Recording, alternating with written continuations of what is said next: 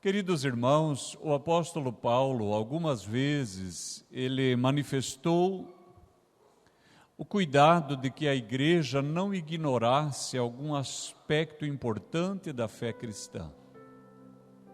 Há alguns dias nós ministramos, não sejais ignorantes, E naquela noite nós falamos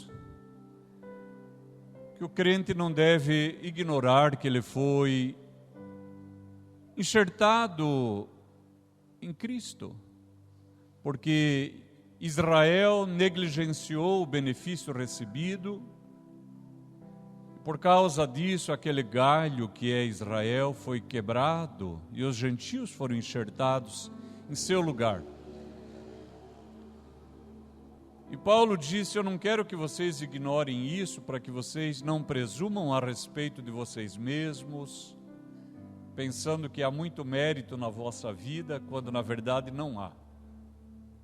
Fala tudo, dá testemunho somente da graça, da misericórdia e do plano eterno de Deus, de salvar a todos que responderem positivamente ao Evangelho da graça de Cristo. Hoje nós queremos ministrar, não sejais ignorantes, 2. E quando Paulo diz isso, e quando eu digo não seja ignorante, a ideia não é afrontar nem desrespeitar alguém, não é no sentido pejorativo, mas no sentido de que nós, como cristãos, não deveríamos negligenciar aspectos contidos na palavra de Deus, porque são esses particulares que vão orientar a nossa vida.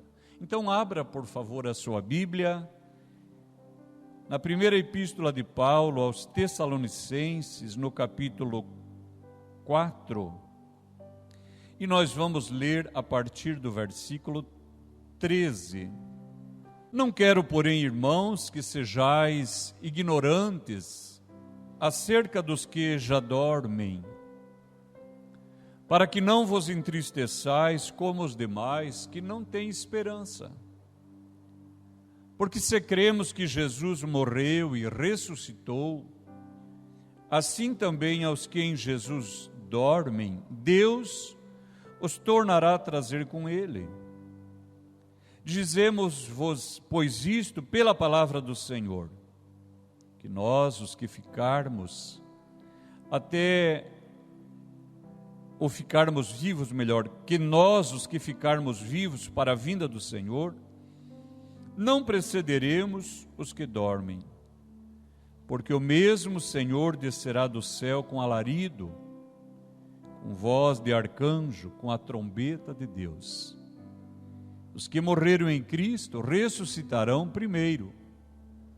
Depois nós, os que ficarmos vivos, seremos arrebatados juntamente com eles nas nuvens, a encontrar o Senhor nos ares. E assim estaremos sempre com o Senhor. Portanto, consolai-vos uns aos outros com estas palavras. Amém. Louvamos o teu nome, que é digno de glória, de honra, de adoração. Ó Senhor, estamos diante de Ti, diante da Tua igreja, diante da Tua palavra. Dá-nos a alegria da Tua presença e o favor do Teu Espírito. Em nome de Cristo oramos, para o nosso bem, para a glória do Senhor. Amém e amém.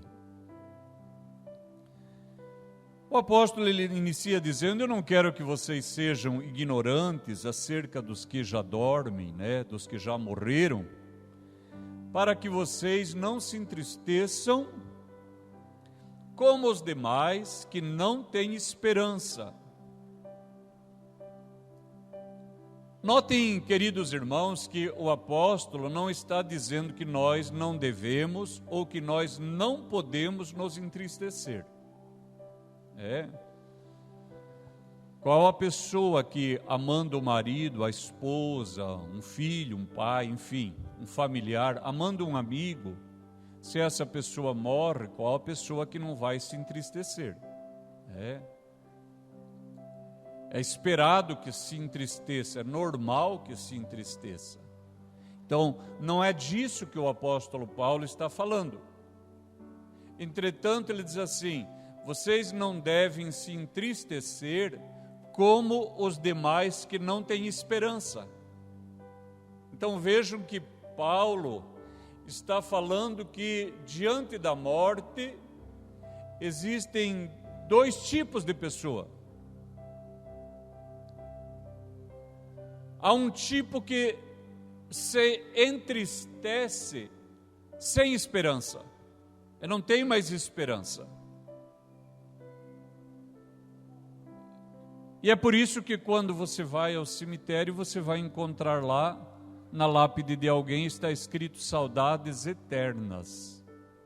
Notaram? Não tem mais esperança. É para sempre a saudade. Queridos irmãos, a morte, ela é um tema que a filosofia questiona se a morte faz parte da vida. Olha que interessante, é uma pergunta que vale a pena ser feita. Não sei se você já parou para pensar nisso. Afinal, a morte faz parte da vida? Então, morte também é vida? E vejam, aonde existe vida, a gente imagina que em algum momento vai haver morte. Não é verdade? Seja um ser humano, seja um animal, um vegetal, onde houver vida, a gente sabe ou presume que em algum momento no futuro vai haver morte. E se é uma coisa que, me permita dizer assim, faz parte da vida, olha que estranho falar isso. Não acha estranho dizer que a morte faz parte da vida? Ora, se na nossa vida, em algum momento, em algum tempo no futuro, está também prevista a nossa morte, nós não deveríamos pensar a respeito dela? E pensar sob qual orientação?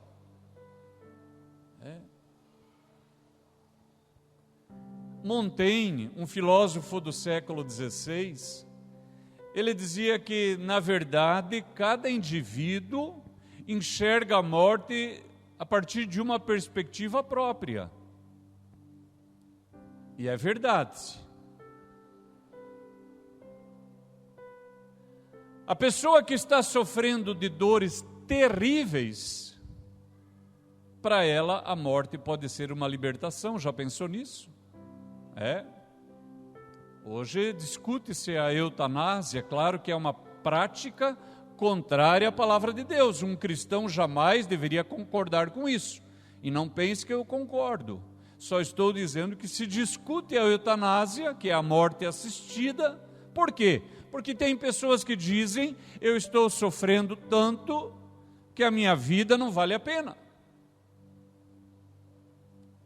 Nós temos inclusive cristãos que já trabalharam muitos anos no reino, criaram os filhos no evangelho, fizeram a obra de Deus e agora dizem: já não me resta mais nada e se o Senhor quiser me levar agora, para mim está excelente.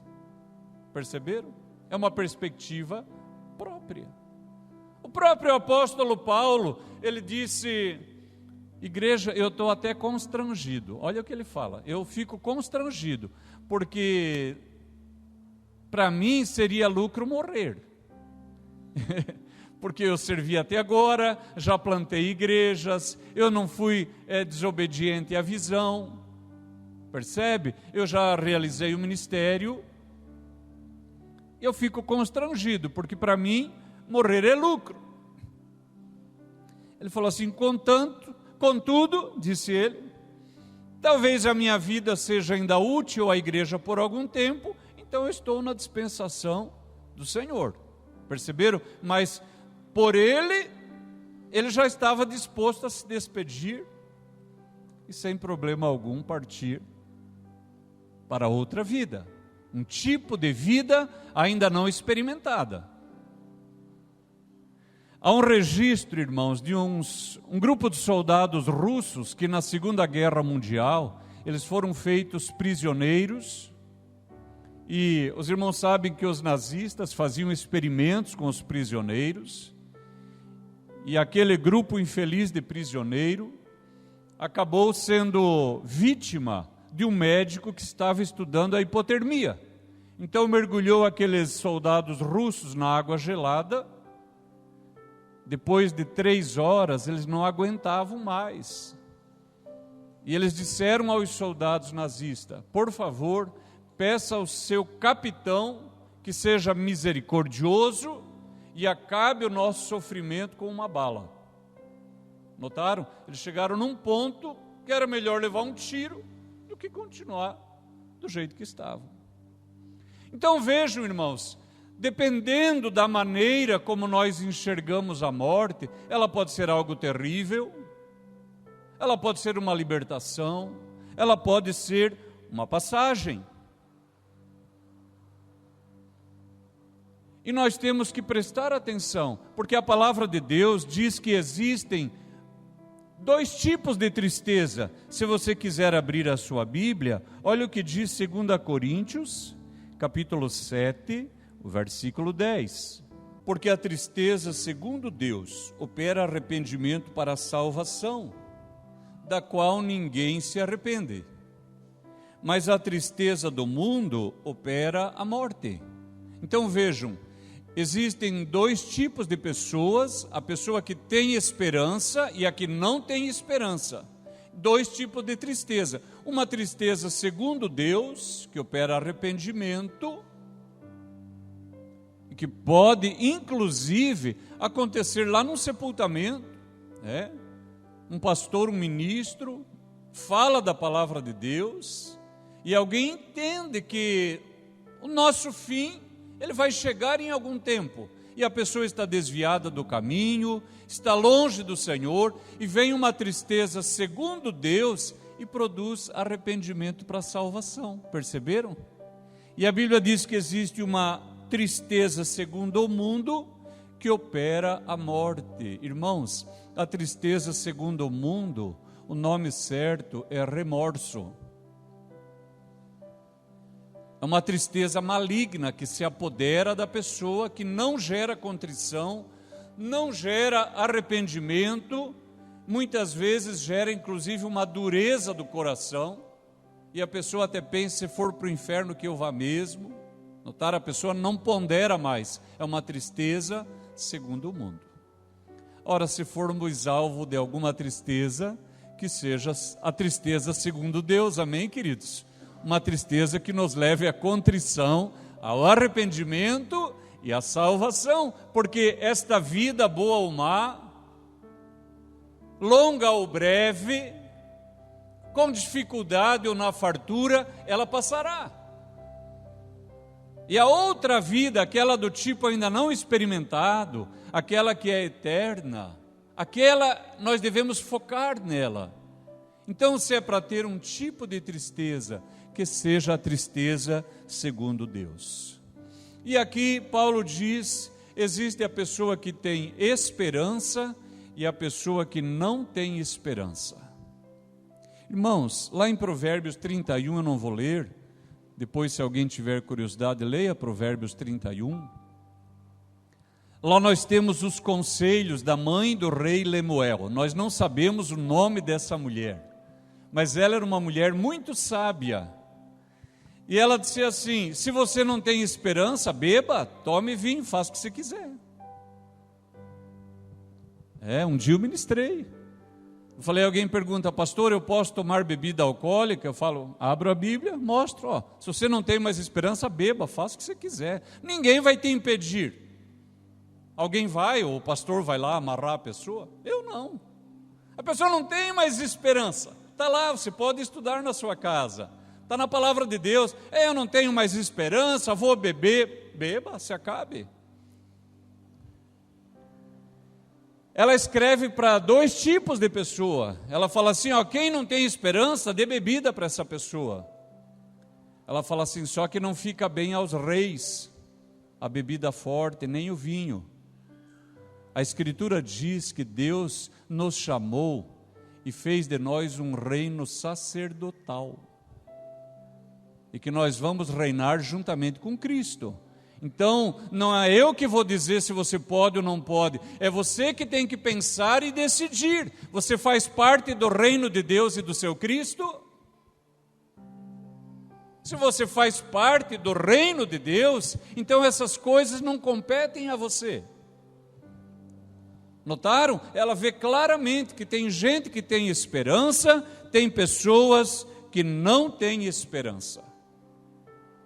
Irmãos, por causa dessa vida que vivemos, e também por causa do meu ofício como pastor, eu já acompanhei muitos sepultamentos. Irmãos, todos ficamos tristes. Até eu que não sou parente, na maioria das vezes, fico triste.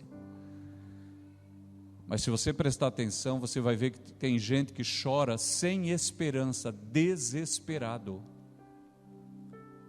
A pessoa que chora assim está dizendo: esse que está sendo sepultado perdeu-se. É isso que está dizendo, com a sua ação, com a sua atitude, está dizendo: quem morreu está perdido, não tem mais esperança.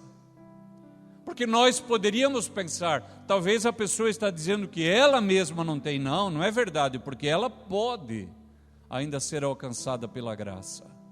Notaram, irmãos? Então nós temos ali um testemunho de alguém que sabe, a pessoa que foi, perdeu-se, ou pelo menos no entendimento dela. Agora, olha o que diz o versículo 14: mas se cremos que Jesus morreu e ressuscitou, então nós temos que ter esperança. Nós cantamos no começo: porque Ele vive, eu posso crer no amanhã. Aleluia, porque Ele vive. Paulo diz: porque se cremos que Jesus morreu e ressuscitou, assim também aos que em Jesus dormem, olha a palavra, dormem, Deus os tornará a trazer com Ele. Eu acho tão lindo isso aqui. O que esta palavra está dizendo, irmãos, é que se agora soasse a última trombeta, e se Jesus viesse agora buscar a sua igreja, e saiba, Ele virá buscar a sua igreja, e a revelação que temos é que o tempo está mais perto agora do que quando nós iniciamos a nossa fé. Hoje à tarde, antes do culto, eu estava ouvindo um ministério cantando, e os cantores diziam: nós já caminhamos tanto para olhar para trás, não é mais possível, já estamos tantos anos seguindo a Jesus, por que olharíamos para trás? Aleluia, que canção maravilhosa. Nós estamos mais perto agora, irmãos, alegra seu coração, nós estamos mais perto hoje do que no dia que nós iniciamos. Aqui tem pessoas que servem a Jesus há tantos anos, alegre-se, você está mais perto agora do que no dia que você iniciou. E o que Paulo diz, inspirado pelo Espírito Santo, é que se o Senhor Jesus viesse agora buscar a igreja, quem viria juntamente com Ele? Olha o que diz aqui, ó. Porque se cremos que Jesus morreu e ressuscitou, assim também aos que em Jesus dormem, Deus os tornará a trazer com Ele. Irmãos, nós somos a igreja militante, verdade? Nós ainda estamos lutando contra tentações, paixões mundanas, pecados, erros, desejos desordenados da nossa mente. Mas se Jesus vier agora buscar a igreja, vem com Ele a igreja triunfante. Que lindeza! Aleluia! Os salvos que estão no paraíso vêm junto com Jesus, é o que está escrito. Deus os tornará a trazer juntamente com Ele. Então o Senhor vem até os ares, até as nuvens, e o povo do Senhor, a igreja triunfante, vem com Ele nos ares. E aí olha o que esclarece, dizemos-vos isto pela palavra do Senhor, que nós os que ficarmos vivos para a vinda do Senhor, não precederemos os que dormem. Ele está dizendo assim, essas pessoas que vierem com Cristo, nós não vamos para o céu antes que elas. Não vamos para o céu. Por quê? Porque elas estão no paraíso. Quando você lê Apocalipse capítulo 6, versículo 9, você vê que houve uma mudança de endereço para os salvos com a morte de Cristo. Até a morte de Cristo, salvos e perdidos iam para um mesmo lugar espiritual chamado Hades. Está lá em Lucas 16. Na parte mais baixa, os perdidos. Na parte mais alta, os salvos, separados por um abismo. Nós já vamos lá. Mas a Escritura diz que quando Jesus morreu, e ele estava sepultado naquele sepulcro, o apóstolo Pedro diz assim: mortificado, na verdade, na carne, mas vivificado, desceu e pregou aos espíritos em prisões. E o apóstolo Paulo escreve dizendo: e subindo ao alto, levou cativo o cativeiro, e deu dons aos homens. A morte de Cristo, ela muda o nosso passado, ela está mudando agora a nossa vida, e ela muda o nosso futuro.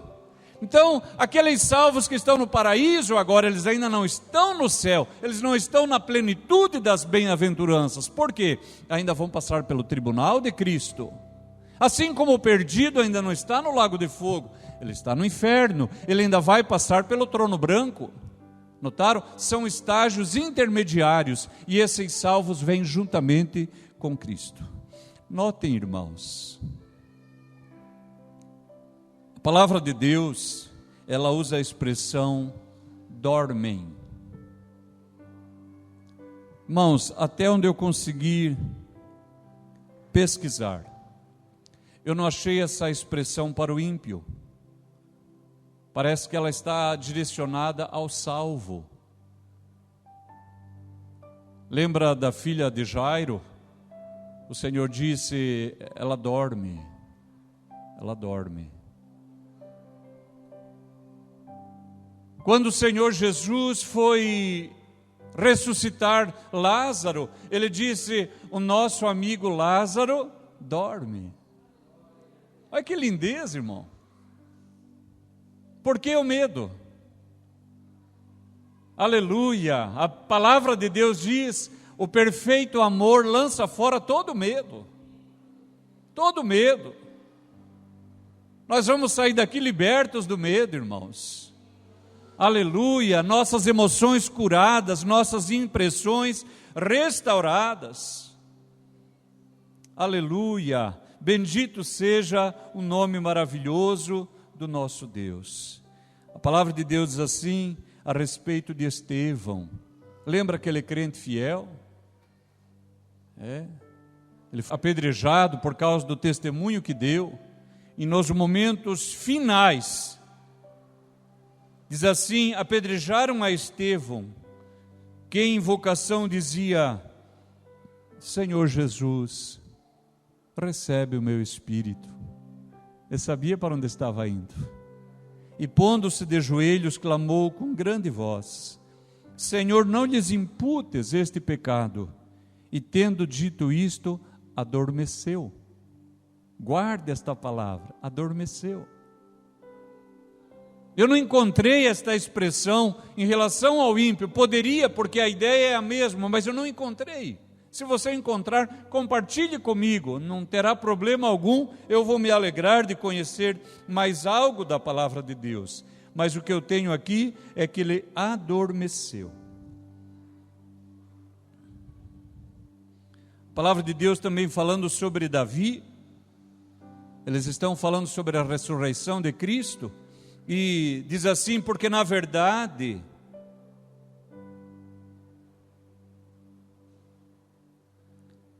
tendo Davi no seu tempo servido conforme a vontade de Deus, note que é alguém que serve a Deus, dormiu e foi posto junto de seus pais. Dormiu, notaram a expressão? Quando você estiver lendo a palavra, note que repetidamente ela é usada para referir aos salvos, aqueles que morreram em Cristo. E eu quero ainda fazer mais uma leitura, porque eu creio que vai nos ajudar a compreender a palavra de Deus. Diz assim: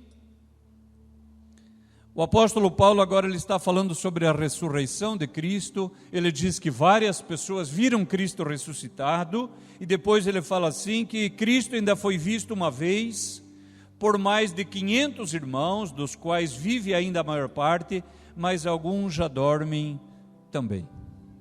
Olha que lindeza. Ele está falando que o crente dorme. E aqui nós temos que prestar atenção. Há uma doutrina proposta, ela é uma doutrina herética, que fala do sono da alma.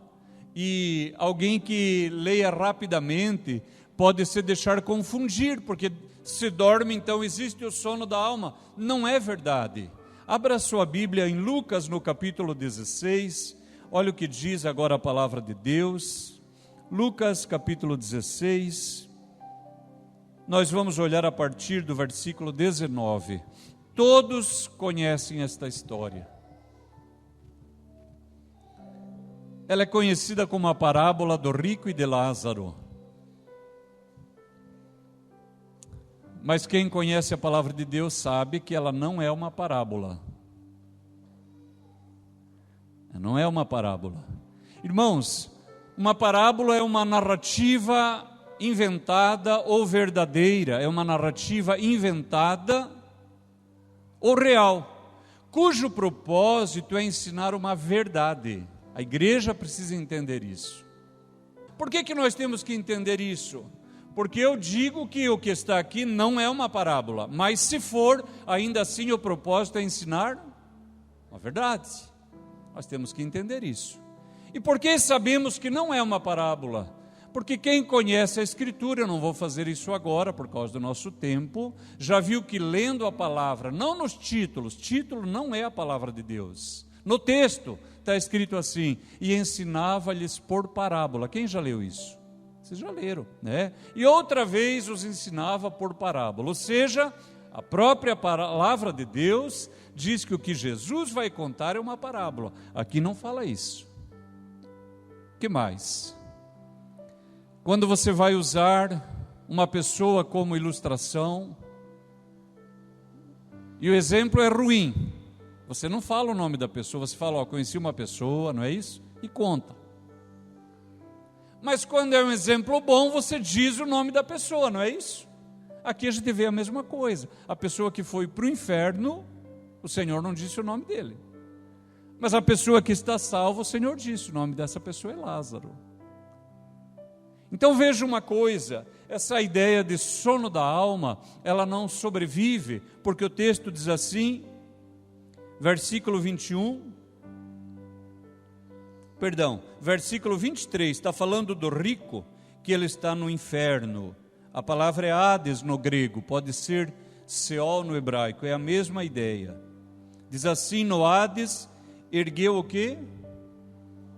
Os olhos, estando em tormentos, e o quê? Ele viu. Então cadê o sono? Ele viu. Ao longe Abraão e Lázaro no seu seio. Como começa o versículo 24? Clamando. Não tem ninguém, não tem sono da alma nenhum aqui. Você pode observar na sua casa que ele tem todos os sentidos intactos. Ele tem paladar, ele tem visão, tem audição, tem fala. Você pode observar que ele tem memória, ele tem capacidade argumentativa, não tem sono da alma nenhum. E venha por favor para Apocalipse, capítulo 6, olha o que diz a palavra de Deus, no versículo 9, Apocalipse capítulo 6, o versículo 9. Nós não vamos explicar esse texto, porque já ministramos nas quintas-feiras, mas eu só quero que a igreja note. Apocalipse 6, 9. Havendo aberto o quinto selo, vi, debaixo do altar, as almas dos que foram mortos por amor da palavra de Deus e por amor do testemunho que deram, e clamavam com grande voz. Notaram? Não tem sono da alma. A pessoa que agora está no paraíso, ela está tão feliz. E às vezes nós preocupados, né? Tadinha da tia Cremilda, faleceu tão cedo. Ela lá maravilhada, falando que lindeza, já estou com Jesus. Já encontrei pessoas da minha igreja, pessoas da minha família que também amavam a Jesus, não é assim? Nós preocupados e a pessoa lá maravilhada, porque já venceu, ela sabe que já venceu, ela já sabe que esta vida passou para trás. Agora o que aguarda o tribunal de Cristo. Irmãos, como se fosse pouco ser salvo, irmãos. Eu espero que a igreja tenha uma perfeita compreensão do que é ser salvo por Cristo, irmãos. Liberto do pecado, liberto do dano do pecado, liberto da morte. Aleluia! Nunca mais enfermidades, nem dores, nem separação. Para sempre com o Senhor. Já pensou que lindeza? Só isso já é o céu, irmãos. E aí, como se fosse pouco, o Senhor falou ainda, espera aí, ainda vai ter um tribunal, o tribunal de Cristo. Eu quero te dar um galardão, conforme aquilo que você fez. Aleluia, irmão, irmã, não pare na fé, não pare na fé, mantenha-se fiel. Você andou até aqui, vamos para frente. Você veio até este dia, caminhe um pouco mais. Agora, olha o que diz Apocalipse capítulo 20, a partir do versículo 11.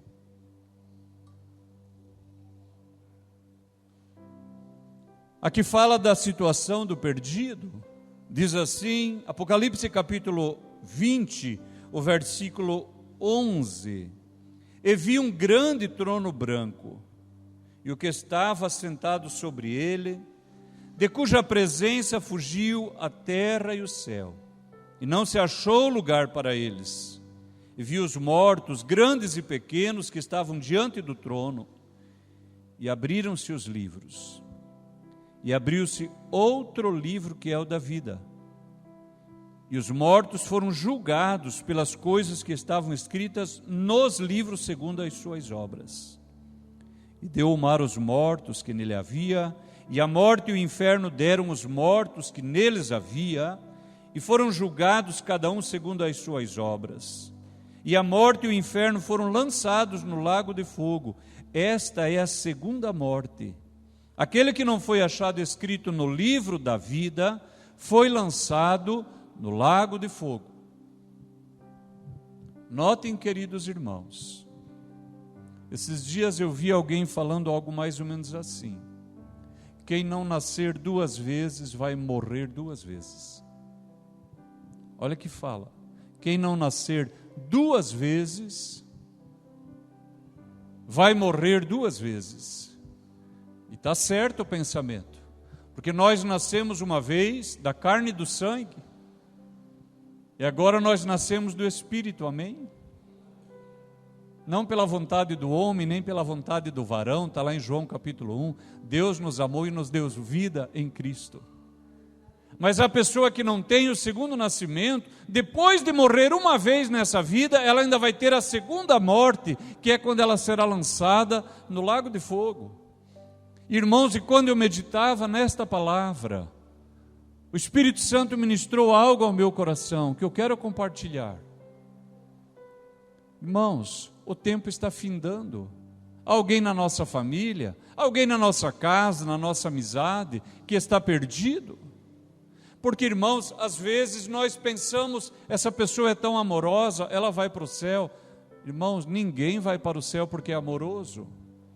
Nem porque a pessoa nos ama muito, nem porque nós amamos muito a pessoa. Porque se alguém fosse salvo pelo tanto que a amamos, então Cristo morreu em vão. É isso, a pessoa é salva quando ela de si mesma fala: eu quero ser salvo, eu quero ser achado de Cristo, eu reconheço os meus pecados, eu me rendo, me prostro. É uma decisão muito pessoal, irmãos. A salvação é muito individual. É por isso que o Senhor disse: se alguém não aborrecer pai, mãe, marido, mulher, filho, por causa de mim, não é digno de mim. A salvação é muito individual, é muito pessoal. Não interessa o que alguém pensa. Eu preciso caminhar e responder ao aceno de Jesus. Guarde isso. O tempo, irmãos, de nós orarmos pela nossa família é hoje. Dizer: salva, Senhor, salva, liberta, quebranta, dá revelação, porque salvação é revelação. Dá revelação da tua palavra, da vida eterna. Aleluia, glórias ao nome maravilhoso do Senhor. E Paulo, ele prossegue dizendo assim: porque o mesmo Senhor descerá do céu, com alarido, com voz de arcanjo, com a trombeta de Deus. Os que morreram em Cristo ressuscitarão primeiro. Depois nós, os que ficarmos vivos, seremos arrebatados juntamente com eles nas nuvens. Olha só, nós seremos arrebatados juntamente com eles. Quem são esses eles? Aqueles que vieram com Jesus. A igreja triunfante. Então, olha o que ocorre se a vinda do Senhor fosse agora, e o Senhor Jesus viesse até as nuvens, a igreja triunfante vem com Ele. E o que ocorre? O corpo dessas pessoas é ressuscitado. Esses dias uma pessoa disse assim para mim: pastor, mas se a pessoa foi incinerada? O apóstolo Paulo fala sobre isso em 1 Coríntios 15. Ele fala assim: você semeia a espiga ou você semeia o grão? Ele fala. Ora, Deus não depende desse corpo para me restituir e me restaurar. Os corpos serão ressuscitados. E Paulo diz: ora, se você semeia só uma espiga, só um grão, e colhe uma espiga inteira, o que Deus não poderá fazer com o mínimo de informação que tem a seu respeito? É disso que ele está falando. Porque, acredite, na ressurreição eu vou falar: Juliana, alguém acha que no céu nós não vamos saber quem somos? Irmãos, se nós não soubéssemos quem somos, isso não é salvação, isso é aniquilação, é desaparecimento. Lá no céu eu vou olhar e falar: irmã Alessandra, que glória. A senhora fala: cheguei. É uma de Nelson. O senhor vai me olhar e fala: pastor, eu achava que o senhor não vinha. É, porque diz que tem essa surpresa, né? Aquela pessoa que a gente achava que não ia, vai. A quem achava que ia, não vai. E diz que a terceira surpresa: olha, eu vim também. Que lindeza, irmão. Eu vou saber que a senhora é a irmã Isabel. Só que tem uma coisa, irmãos, tem uma coisa. Aleluia, glória ao nome do Senhor que fez todas estas coisas.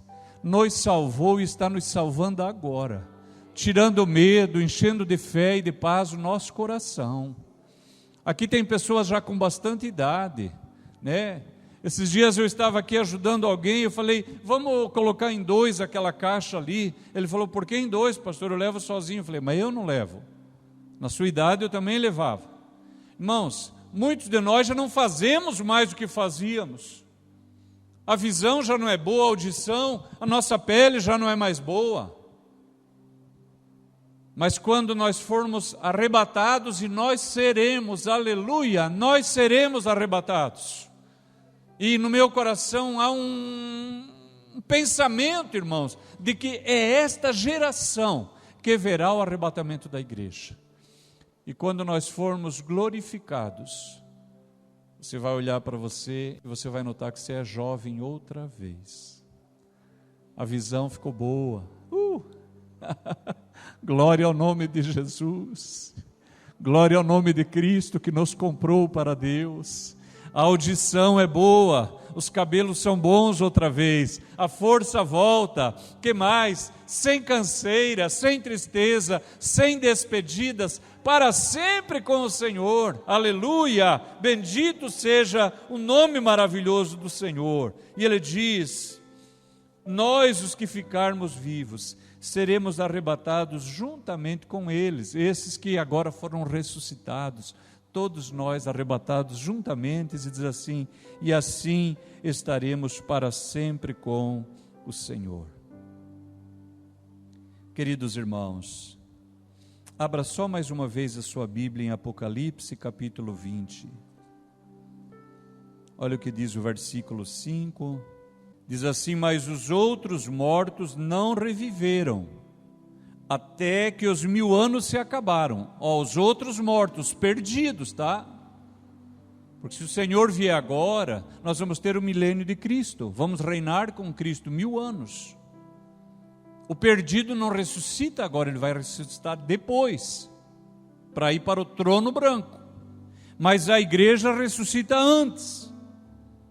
E não é um evento único, porque pessoas serão salvas na grande tribulação e no milênio. Não com a graça que temos hoje, onde você quiser você tem uma igreja, onde você quiser você acha um pastor, acha na televisão, acha nas redes sociais. Irmãos, hoje não serve a Deus quem não quer. Um dia eu estava na rua e uma pessoa, não lembro qual era o assunto, ela perguntou: o que se faz? Eu disse: eu sou pastor. Ele falou: ô pastor, me fala uma coisa, por que tem tanta igreja aqui em Londrina? Eu falei: a sua pergunta está errada. A sua pergunta tinha que ser: por que tem tanta boca de fumo, tem tanto bar, tanta casa de prostituição? A igreja é uma bênção, a igreja é uma lâmpada acesa. Ninguém pode dizer que não pode servir ao Senhor, irmãos.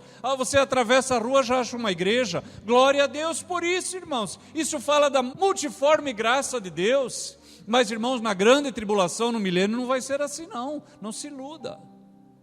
Entretanto, alguém se salvará. E esses também farão parte da primeira ressurreição. Diz assim: mas os outros mortos não reviveram, até que os 1000 anos se acabaram. Esta é a primeira ressurreição. E aí conclui: bem-aventurado e santo aquele que tem parte na primeira ressurreição. Sobre estes não tem poder a segunda morte. Não tem poder, mas serão sacerdotes de Deus e de Cristo, e reinarão com ele 1000 anos. Aleluia! Que maravilha! Que glória! Aleluia! Então notem, irmãos, para nós orarmos, decida que pessoa você é. Se você é uma pessoa que tem esperança, ou se você é uma pessoa que não tem esperança. Meu pai já está com o Senhor, eu tenho 2 irmãos com o Senhor, muitos da minha família. Eu tenho esperança, e é mais do que uma esperança, é uma esperança que não desaponta, porque ela está enraizada na promessa de Deus. Eu verei eles, e que mais? Eu verei Jesus. Aleluia, eu verei o Senhor. Se você não faz parte do povo que tem esperança, responda positivamente para Jesus. Aleluia. Mas se você tem esperança, 2 coisas. Uma, quando você for a um sepultamento, vista-se decentemente. Eu acho uma vergonha os sepultamentos. As pessoas dizem que vão lá prestar uma última homenagem. É um povo mal vestido. Parece que vão à pastelaria. Presta atenção se você nunca prestou atenção. É gente de bermuda desfiando, é gente com tudo aparecendo, de chinelinho, não estão nem aí, dizem que vão prestar uma última homenagem. Em primeiro lugar, quando você for honrar alguém, honre a pessoa, vista-se apropriadamente, como quem vai honrar alguém. Segundo lugar, e mais importante que tudo, honre a Cristo. Você não crê que a pessoa está salva? Então você pode chorar, você até deveria. Você não pode se desesperar. E quando chegar a tua vez, lembre disso. Os que dormem no Senhor. O que isso quer dizer?